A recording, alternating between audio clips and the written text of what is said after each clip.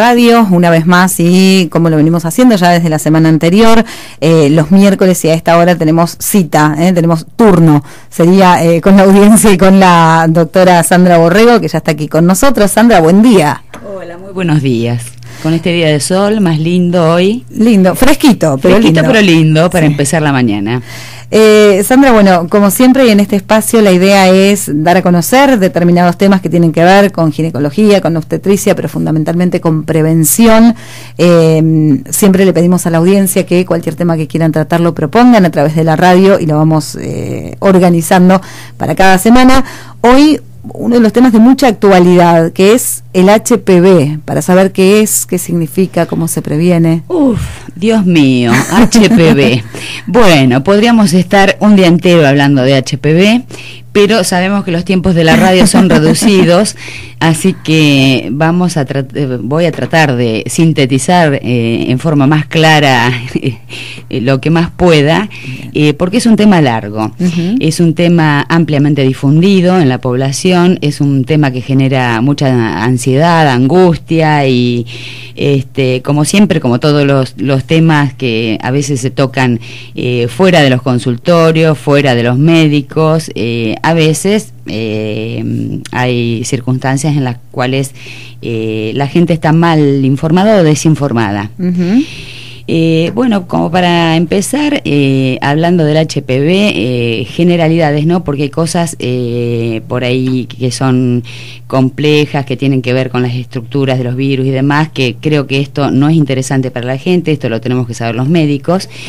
Voy a empezar comentando a grandes rasgos lo que es el HPV. Es un virus ADN que forma parte de una familia de virus que se considera un virus de transmisión sexual. Este virus se conocen más de 100 serotipos de HPV y se los ha ido, es como si fueran una gran familia, en vez de tener nombre y apellido.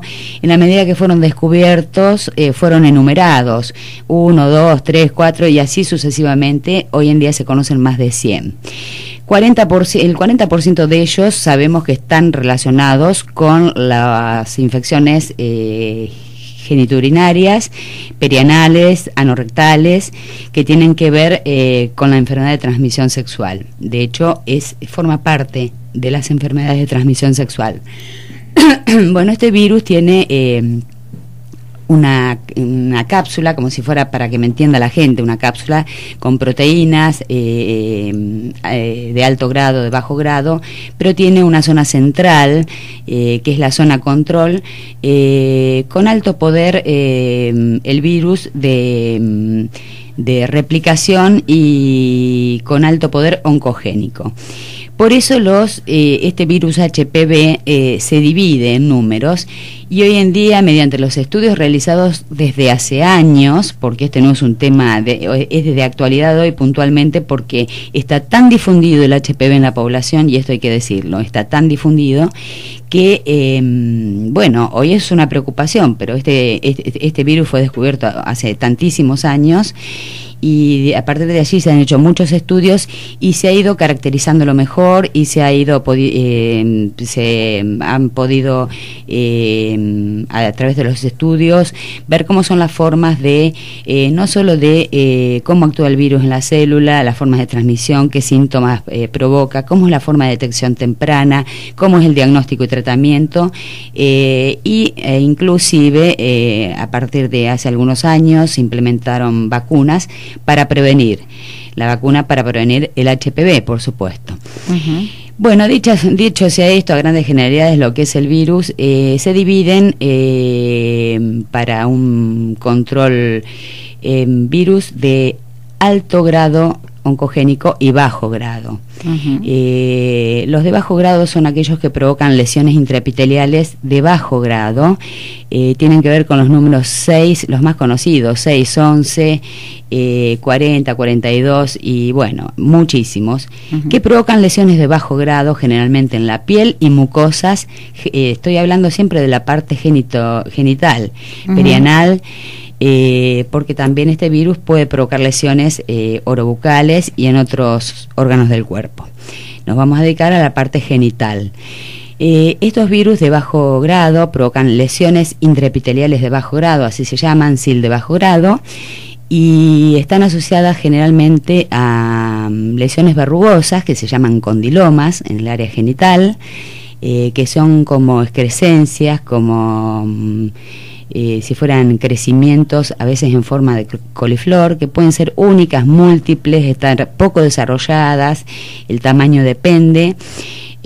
Pueden ser muchas, a veces hay condilomatosis floridas, hemos visto en algunas pacientes que toda la zona genital cubierta de condilomas. Esto tiene que ver muchas veces el desarrollo también con la inmunidad del huésped, o sea, de la persona. Bueno, estos virus no van a provocar lesiones malignas a largo plazo.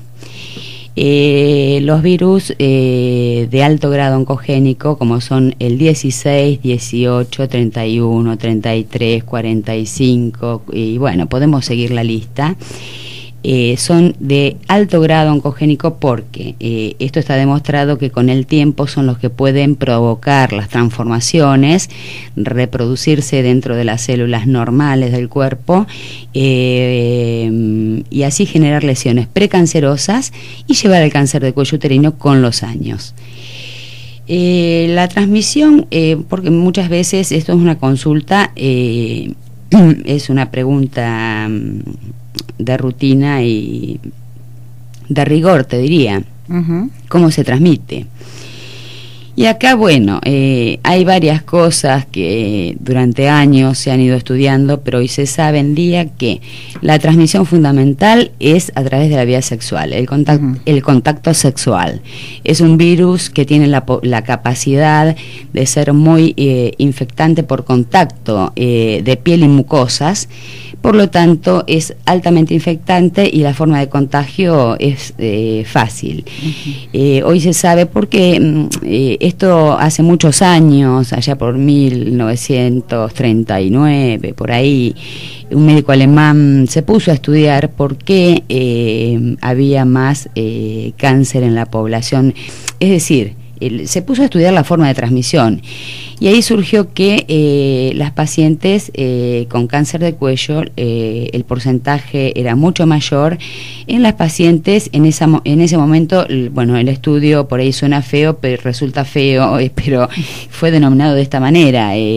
Se vio que cuando la promiscuidad, la prostitución llevaba el mayor contacto de parejas sexuales sin protección, todo esto llevaba a un porcentaje mayor de cáncer de cuello con respecto cuando se lo comparaba, por ejemplo, el estudio con monjas o personas que no habían mantenido relaciones sexuales nunca.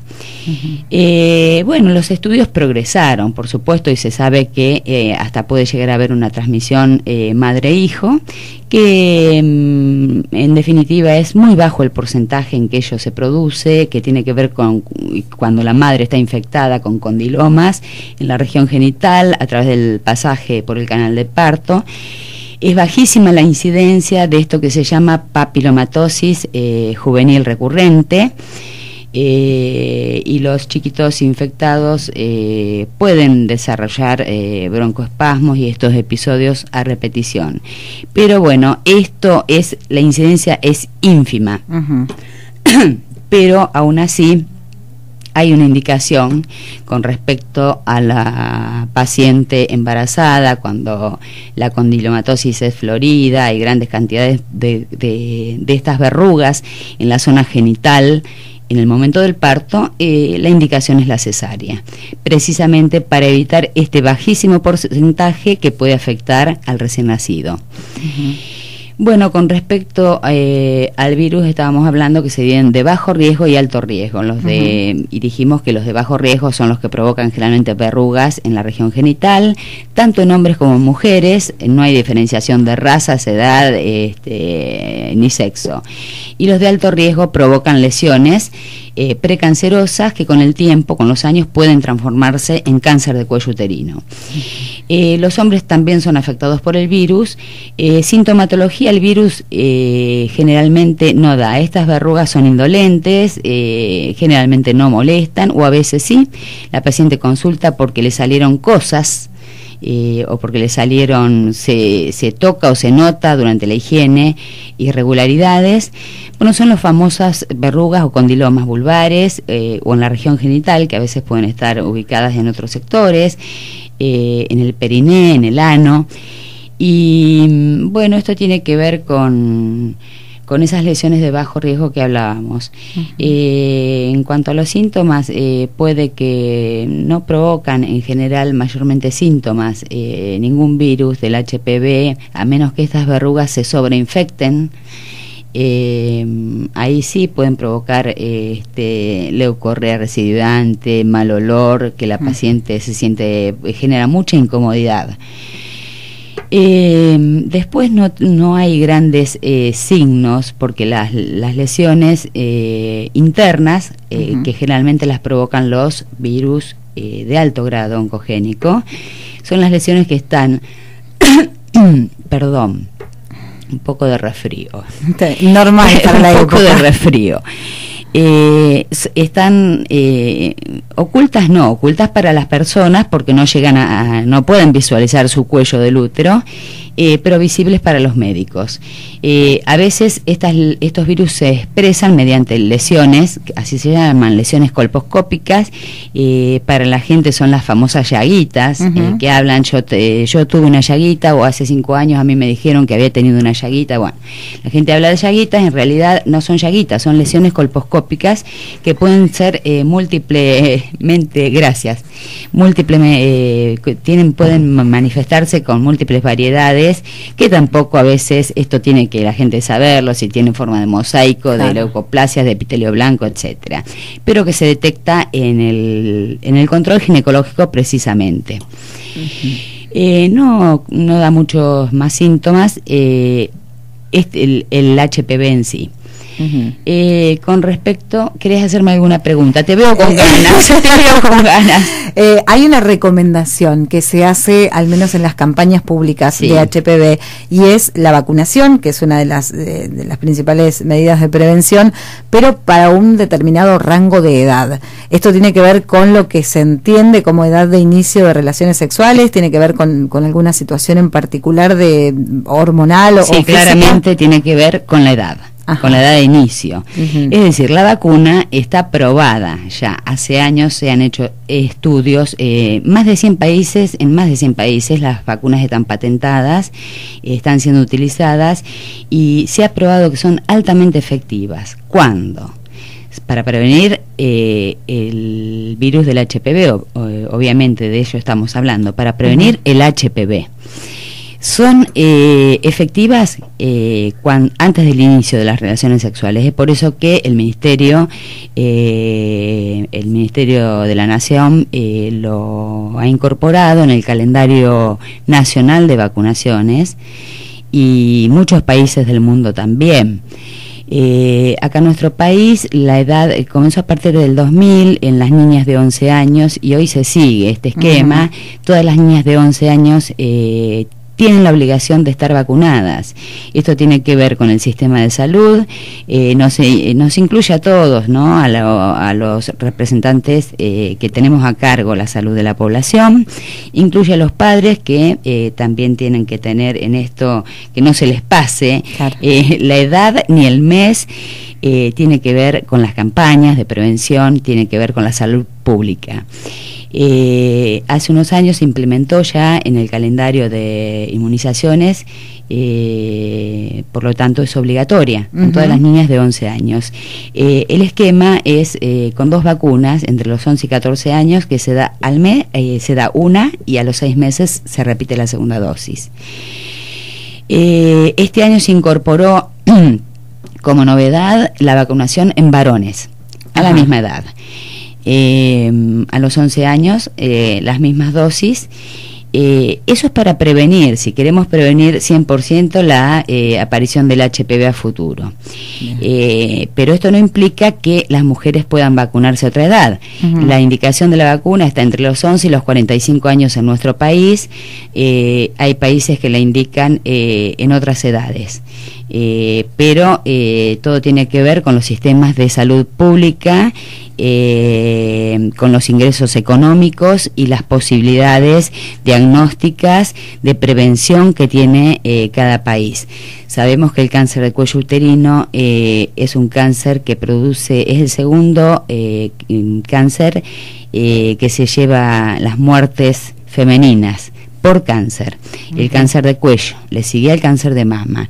Es el segundo cáncer que provoca la mayor cantidad de muertes en las mujeres en todo el mundo. En la Argentina también. En la Argentina y en algunos países, como por ejemplo de Latinoamérica, de Centroamérica, de África, la incidencia de mortalidad por cáncer de cuello uterino sigue siendo un poquito más elevada que en otros países como España, del viejo continente. Y de América, de Norteamérica. Como te estaba explicando y a la audiencia, el cáncer de cuello es el segundo en incidencia en las mujeres, y con los métodos de prevención, la prevención, el diagnóstico precoz, pero sobre todo la prevención primaria, la vacunación, el diagnóstico oportuno en fases tempranas de la enfermedad, se está logrando disminuir esa tasa de mortalidad en nuestro país. Y bueno, con respecto a las vacunas, vos me preguntabas, no sé si quedó completa la respuesta o querés, porque hay para extenderse mucho más. Este tema, como te decía, da para hablar todo un día, tomando varios vasos de agua, por supuesto, pero podemos hablar un día entero y más. No, pero me parece importante reafirmar esto. Es obligatorio que ahora tanto mujeres como varones a esta edad sean vacunados para prevenir. Está en calendario, por lo tanto es obligatoria. Bien. A los 11 años. A partir de allí, cualquier mujer que el médico considere que está en riesgo o que debe recibir la vacuna, entre los 11 y 45 años se puede indicar. El tema de la vacuna es que es gratuita dentro del calendario, es decir, claro, estas edades. Fuera de esas edades, la vacuna no tiene cobertura, no la cubre la salud pública, las obras sociales en general no la cubren. Las prepagas tienen muy poca cobertura, y esto es un problema que realmente lo tenemos que exponer, porque cuando hablamos con la paciente de los costos, es una vacuna que no es barata para nada. Claro. Es una vacuna que cada dosis sale alrededor de los 2.000 pesos y no todo el mundo tiene la posibilidad de realizar la vacunación en los adultos con 3 dosis, que es el esquema completo. Una dosis al mes o 2 meses, hay distintas literaturas, pero en general se está haciendo hoy, al mes y a los 6 meses. Ese es el esquema completo de vacunación. Situaciones por ahí especiales. Muchas veces ha ocurrido que pacientes se han ido a vacunar sin saber que estaban embarazadas. Y esto genera, por supuesto, genera una gran tensión, una gran angustia hasta saber, pero sobre todo porque la gente, y volvemos a lo de siempre, ¿no? Hay información que se difunde en medios públicos, en programas de televisión, en la misma web, que no son páginas oficiales de ningún ministerio, ni páginas, ni links donde se hable de estudios, realmente estudios científicos, realizados con los pasos que corresponden y que ya están probados, claro, que han sido probados en seres humanos. Entonces, cuando la población está desinformada o mal informada, por supuesto, el pánico va a estar presente siempre. Esto es llevar un poco de tranquilidad, porque ha habido muchísimos casos de mujeres que se han ido a dar la primera dosis sin saber que estaban embarazadas, y después, cuando resulta que al mes o a los días se enteran, de este embarazo incipiente, entran en pánico. Claro. Bueno, llevarles tranquilidad, decirles que los estudios realizados hasta la fecha han demostrado que no generan ningún efecto teratogénico en el recién nacido. No son causa de no se ha demostrado, no se ha podido demostrar que sean causa de ningún daño al embrión. Pero no obstante, esto no implica que vamos a alentar seguir con las 3 dosis, no, se suspende ahí la vacunación una vez diagnosticado el embarazo, y se continúa en la fase puerperal. La lactancia, por ejemplo, es un estado en el cual después que la mamá parió y está amamantando, puede continuar, puede recibir la vacuna, porque no genera ningún efecto adverso en el lactante. Esa es una situación especial que quería aclarar. Bien. Otra situación que por ahí genera mucho, no sé si la gente por ahí esto lo pregunta, pero que es necesario explicarlo. El virus del HPV no se cura. Entra en el cuerpo, lo que se curan son las lesiones. Se pueden quitar las verrugas, que pueden quitar las lesiones cervicales precancerosas, pero es decir, los anticuerpos que genera la persona que estuvo en contacto con el virus no le sirven para evitar futuras infecciones. Esa persona puede ser reinfectada por el mismo virus o por otros virus del HPV, por otros serotipos. Claro. Esa es una situación. Otra situación es que en una misma persona pueden coincidir varios serotipos de HPV. Y las situaciones cuando se agravan, cuando tenemos un HPV de alto riesgo, pero hay otros factores de riesgo para el cáncer de cuello sumados a la presencia del HPV, como son las infecciones concomitantes por otros virus, como el virus del herpes, como las clamidias, que hay que detectarlas. Otros factores de riesgo, por supuesto, que se suman son las personas inmunodeprimidas, que tienen su sistema de inmunidad bajo o afectado por alguna enfermedad concomitante, y esto claramente en las personas HIV positivas vemos que la probabilidad de contraer HPV es muy superior al resto de la población, y esas personas están inmunodeprimidas y además de HPV, bueno, tienen mayor riesgo de tantísimas otras infecciones. El tabaco, sabemos que es generador, aumenta el riesgo, como así también el inicio de relaciones sexuales tempranas, el parto en edades tempranas de la vida también, en pacientes muy jóvenes, son los factores de riesgo, digamos, para el cáncer de cuello uterino. El diagnóstico, hay un trípode que es esencial, y que se fundamenta en el Papa Nicolau, que es la citología exfoliativa, es decir, es un método sencillo que se lleva a cabo en el consultorio del ginecólogo, donde hay que colocar un espéculo sí o sí, y después por qué te voy a explicar, hay que examinar, hay que tocar y hay que ver al paciente, porque muchas veces he escuchado de pacientes que me traen un Papa y bueno, y te revisaron, te pusieron espéculo. No, pero esto no me lo pusieron la otra vez, y no se puede tomar un Papa Nicolau sin espéculo, porque lo que vamos a estar sacando es flora vaginal que no sirve para detectar un cáncer de cuello uterino. Entonces hay que hacer un diagnóstico exhaustivo, con el instrumental adecuado, y lo que sacamos para hacer un estudio de Papa Nicolau son las células del cuello que se exfolian, que salen, que caen, que se sueltan.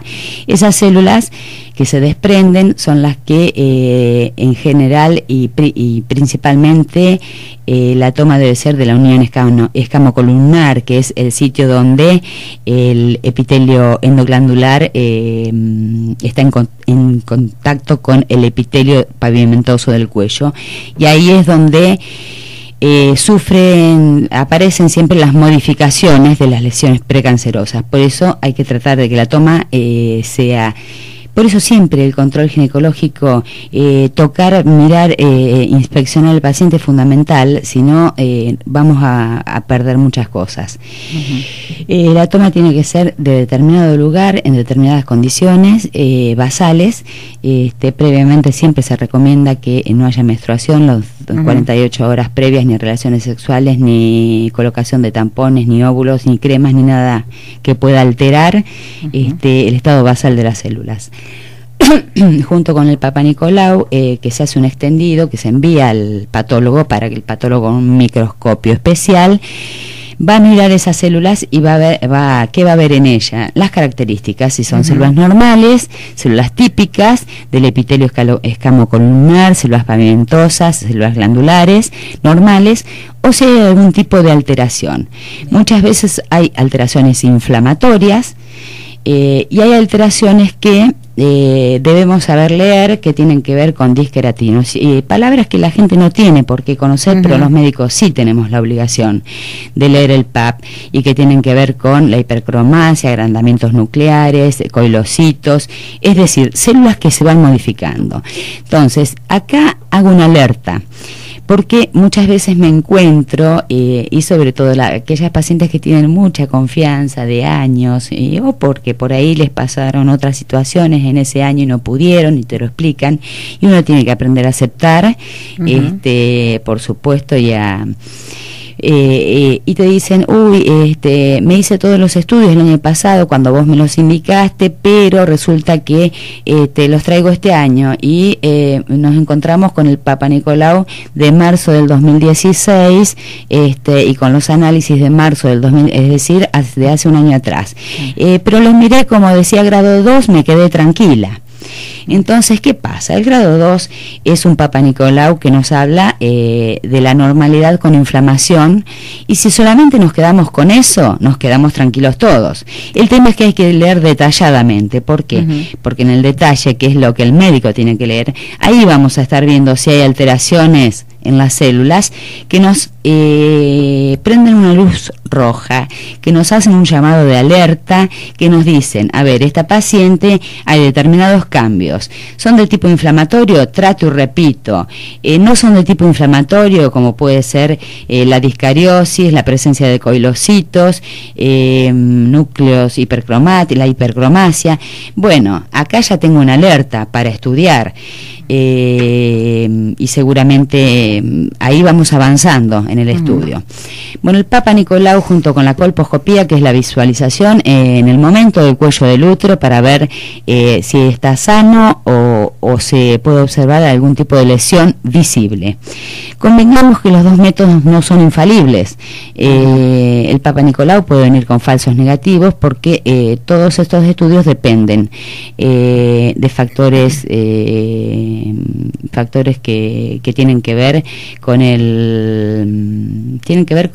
con lo que utilizamos, con los elementos que utilizamos, externos, digamos, no son externos, son internos al patólogo. Por ejemplo, el tipo de microscopio, el grado de aumento con que visualiza las células, tiene que ver con la coloración, con una serie de procedimientos que se le da a esas células hasta ser analizadas, con el tiempo que transcurrió, y sobre todo por el factor humano. Es decir, el microscopio tiene un aumento como si estuviéramos viendo 80 o más veces nuestro ojo, pero el ser humano no es infalible.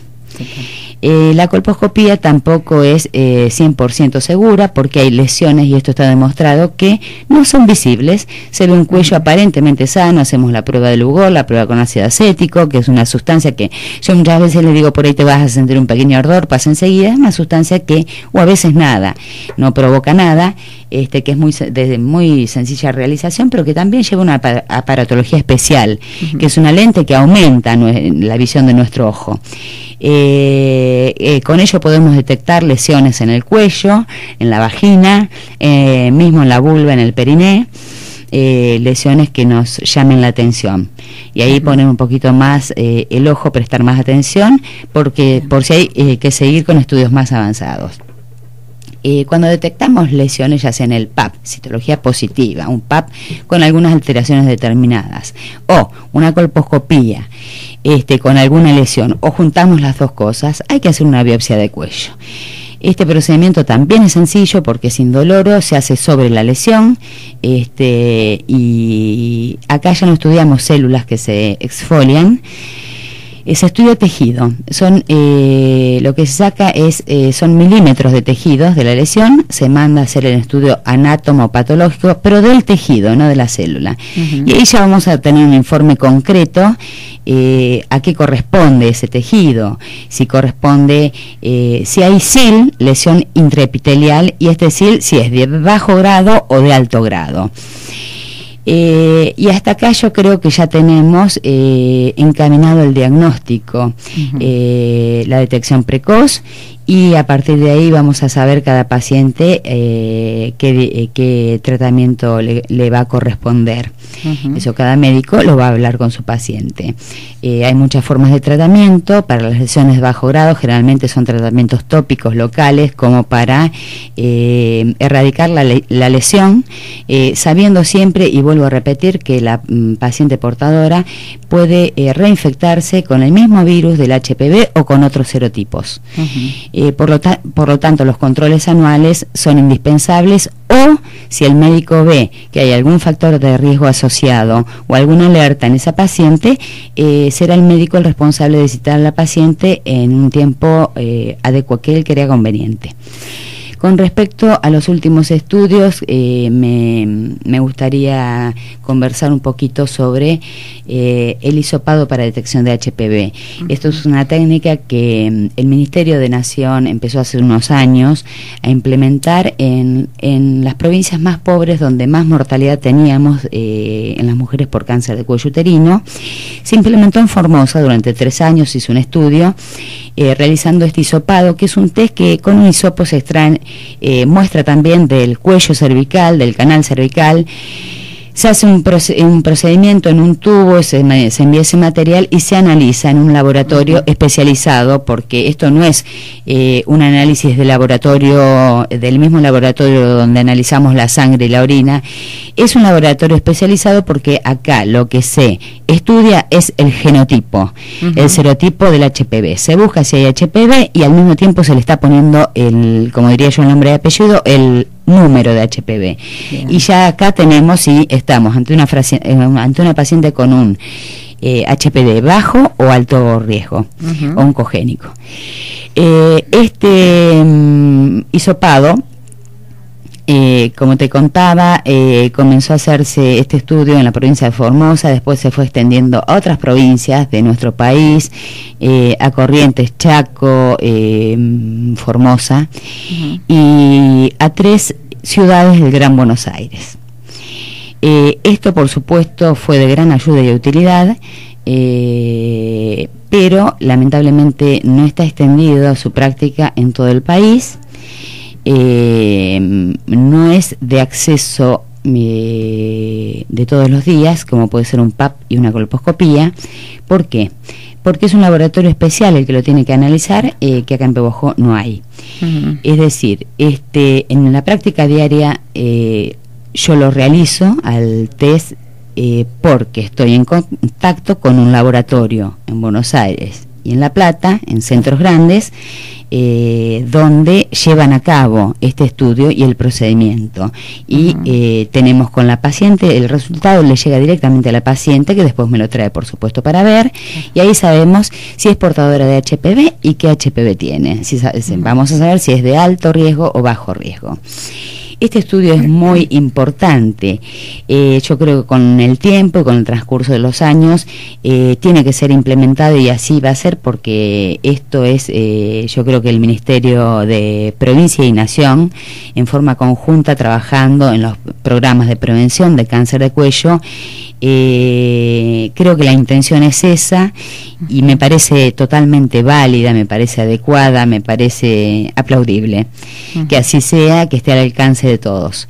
Hoy en día es un test que no se puede hacer en todos los pacientes por la cuestión que no lo cubre salud pública, no lo cubre, excepto en los sectores donde se está trabajando, que son estas estas provincias de la República Argentina con mayor incidencia de cáncer de cuello de útero en las mujeres y 3 ciudades del Gran Buenos Aires. Para el resto es un estudio privado.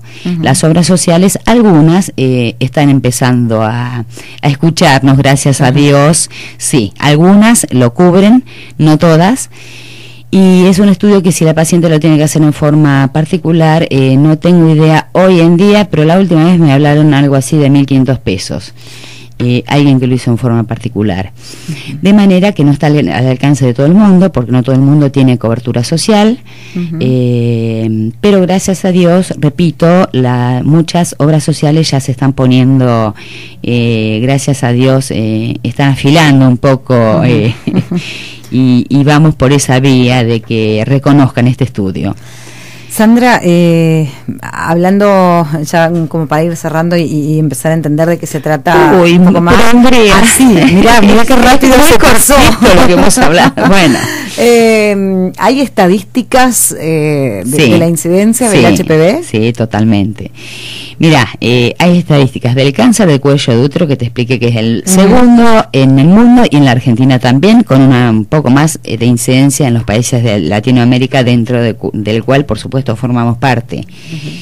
Así como hay mayor incidencia de cáncer de cuello, en la Argentina es el segundo, en mortalidad le sigue el de mama, reitero, y esto es para que las mujeres tengan en cuenta que el control anual del examen ginecológico, que incluya examen ginecológico completo, con Papa Nicolau, colposcopía, examen de mamas, como corresponde, debe ser anual. Y estadísticas con respecto a HPV es lo que por ahí debimos empezar hablando, pero bueno, da para hablar tanto que por ahí me van a ir escapando cosas y la gente va a ayudar con las preguntas, y vos también veo que estás interesada, informada. Hay estadísticas, se sabe que la mayor parte de la población va a estar en contacto con algún tipo de virus de HPV. Pero ¿qué pasa? El 90% de este HPV que va a infectar en los primeros años de relaciones sexuales, de inicio sexual, y hasta cerca de los 30 años, en un año la inmunidad del cuerpo, nuestras propias defensas, lo van a neutralizar como mucho en 2 años. ¿Qué pasa con la minoría de personas que no logran su inmunidad neutralizar este virus? Este virus puede hacer una replicación progresiva, puede quedarse instalado en el organismo en forma crónica, y de ahí en más comenzar con los años, con el tiempo, a provocar alteraciones en las células. Primero lesiones que se dividen en SIN 1, 2 y 3, y esto la gente tampoco entiende mucho porque son siglas, ni tiene por qué saberlo. Eso es lo que debemos saber los médicos. Lesiones de bajo grado, de alto grado, lesiones intraepiteliales leves, moderadas, severas. Todo eso lo debemos saber analizar los médicos ginecólogos especialistas.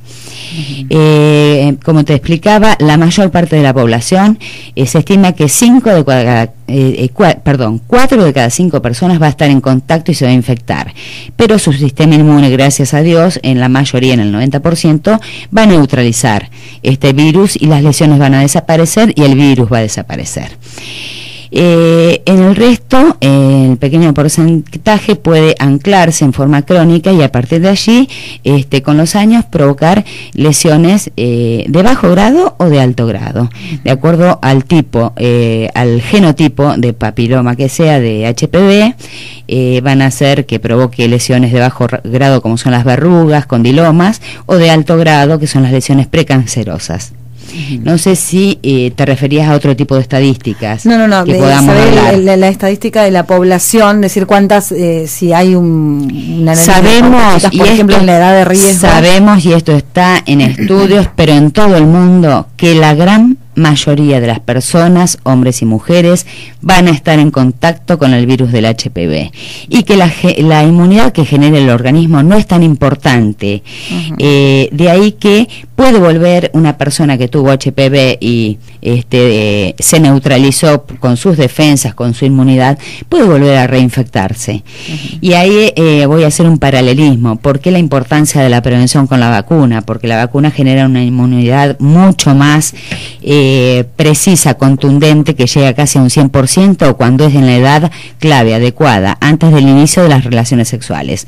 Ahí la vacuna genera una inmunidad muy importante, y la tasa de probabilidad de infección, te diría que algunos estudios hablan de un 99% y algunos casi de un 100%, cuando se coloca, por supuesto, en estas edades. La vacuna es válida para el resto de las edades, en mujeres, vuelvo a reiterar, entre 11 y 45 años de edad en nuestro país, pero hay que ver cuál es la situación, cuál es la condición. Es una vacuna que generalmente no tiene contraindicaciones, porque esto sí me ha llegado en preguntas, en mensajes privados, en preguntas por mail, por WhatsApp, por Face, cara a cara, en el consultorio, de todas las maneras posibles. La pregunta, si... Ay, se me fue la idea. Bueno, estamos hablando de tantas cosas a la vez, es tanto el tiempo que... pero hay una pregunta que siempre me hacen. El tema de la vacunación, decías que la vacunación en el tiempo adecuado logra reducir prácticamente al 100% la afección. Digo, venías por ese lado, y hablábamos de las estadísticas. Venía por el lado que cualquier paciente puede ser vacunada, inclusive la que ha tenido un HPV, sabemos que es de alto riesgo, porque lo serotipificamos y es de número 16, alto riesgo oncogénico. Se curó la lesión. En esa paciente, por ahí la vacuna no tenga tanta importancia, no va a servir para prevenir el 16, pero probablemente sirva para prevenir el 18 y los condilomas acuminados. No, me quedó pendiente otra cosa que en este momento, bueno, se me fue. Se fue. Pero con respecto a la estadística, que estábamos hablando de estadística primariamente, sí, la mayor parte de la población va a ser afectada en un momento, y siempre son las edades más tempranas, entre los 20 y 30 años, y un poco antes también. Y otra cosa que quería agregar, que hay estudios a nivel mundial que hablan de los controles a partir de los 30 años, con lo cual... mirando lo que son los estudios en otros países y lo que son los estudios del Ministerio, que es por lo que uno seguía, ¿no? Además de bajar algunos links que tienen que ver con lo que se lleva a cabo en otros países de Latinoamérica y del mundo, tenemos que adaptarnos a las reglas y a la normatización, al esquema de funcionamiento de nuestros ministerios de la provincia y de la nación, que lo están haciendo muy bien hace años en este trabajo. Las estadísticas han descendido con la vacunación en calendario, aplicada en tiempo y forma. Y no sé si querés hacerme alguna pregunta más, porque son tantas las cosas que se me vienen a la mente de HPV que podemos seguir hablando de mucho más, pero por ahí es muy finito. Pero seguramente se me está pasando algo que la gente en este momento debe estar pensando, y bueno, quiero que lo pregunten, porque la idea es erradicar dudas y sobre todo mitos. Mitos. Yo tengo una amiga que le pasó tal cosa, que tuvo HPV y que ahora, y que le dijeron, y que, bueno... con esto voy a volver y voy a insistir siempre, voy a volver a lo mismo. Mujeres, hombres, gente, personas en general, los mitos, la transmisión oreja a oreja, todo eso nos sirve, porque puede confundirnos más, llenarnos de angustia en un momento determinado, como puede ser el embarazo o la lactancia o cualquier momento de la vida, o en chicas jóvenes que a veces están muy angustiadas, y con esto voy a poder ser mamá, sí, con esto no pasa nada, se hace el tratamiento, se cura o se controla y vas a poder ser mamá.